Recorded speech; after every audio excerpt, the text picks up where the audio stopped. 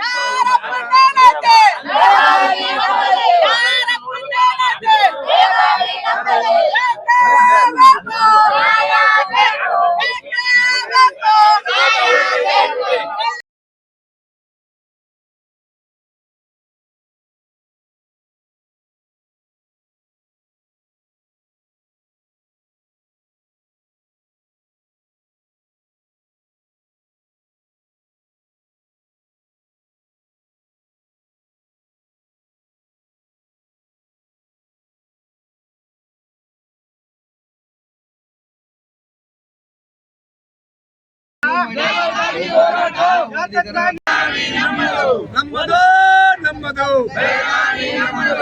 ಬೇಕೇ ಬೇಕು. ಯಾರ ಪುಣ್ಯನೈತೆ ಯಾರ ಪುಣ್ಯನೈತೆ ಯಾರಪ್ಪಂದೇನೈತೆ ನಮ್ಮದು ನಮ್ಮದು ನಮ್ಮದು ನಮ್ಮದು ನಮ್ಮದು ನಮ್ಮದು ನಮ್ಮದು ನಮ್ಮದು ಏ ಹಿಂದ್ ಬರಪ್ಪ ಹಿಂದ್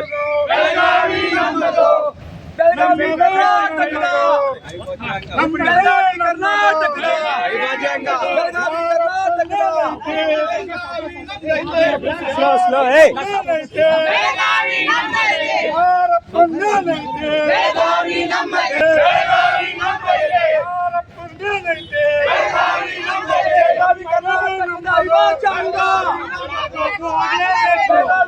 ಅಂತಿಮ ಮಹಾಜನ ವರದಿಗೆ ಅಂತಿಮ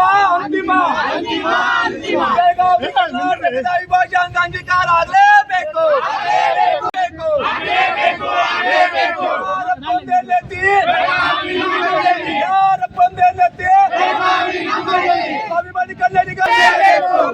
ಬೆಳಗಾವಿ ಕರ್ನಾಟಕದ ವಿಭಾಗ ಮಹಾನಗರ ಪಾಲಿಕೆಯಲ್ಲಿ ಅಂಗೀಕಾರ ಆಗಲೇಬೇಕು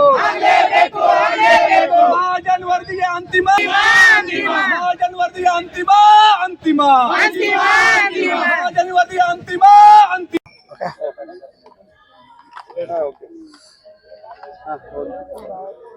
ಕರ್ನಾಟಕ ರಾಜ್ಯದ ಬೆಳಗಾವಿ ಮಹಾನಗರ ಪಾಲಿಕೆ ಸುಮಾರು ವರ್ಷ ನಂತರ ಹೋರಾಟ ನಡೆದಿದೆ. ಬೆಳಗಾವಿ ಅವಿಭಾಜ್ಯ ಅಂಗ ಅನ್ನೋ ವಿಚಾರವಾಗಿ ಬೆಳಗಾವಿಯ ಮಾದಮ್ಮ ವರದಿ ಜಾರಿಗೆ ತರಬೇಕಂತ ನಾವು ಸುಮಾರು ವರ್ಷ ನಂತರ ಹೋರಾಟ ಕೂಡ ಮಾಡಿದ್ರು.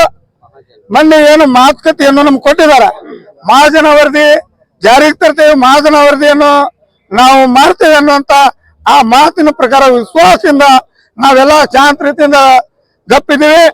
ಏನು ಇದು ಒಂದು ವಾರದಿಂದ ಒಂದು ಪತ್ರಿಕೆ ಗೋಷ್ಠಿನ ಒಳಗೆ ನಾವೆಲ್ಲ ಪತ್ರಿಕೆ ಒಳಗೆ ಕೊಡ್ತಾ ಇದೀವಿ. ಆದ್ರೂ ಪತ್ರಿಕೆ ಮುಖಾಂತರ ಬಂದರೂ ಕೂಡ ಯಾರಾದ್ರೂ ನಾವು ಮಹಾಜನ ವರದಿಯನ್ನು ಜಾರಿಗೆ ತರ್ತೇವೆ ಅನ್ನೋಂತ ಯಾರಿಗೂ ಮಾತನ್ನು ಹೇಳಿಲ್ಲ. ಒಳಗಿದ್ದಂತ ಸಾಮಾನ್ಯ ಸಭೆಯನ್ನು ನಡೀತಾ ಇದೆ. ಅಲ್ಲಿ ಯಾವ್ಯಾವ ಸಂಬಂಧಪಟ್ಟ ಅಧಿಕಾರಿಗಳು, ಕಾರ್ಪೊರೇಟರ್ಗಳು, MLAಗಳು ಯಾರ್ಯಾರು ಕೂಡ ಆ ಸಭೆಯಲ್ಲಿ ಭಾಗಿಯಾಗಿದ್ದಾರೆ.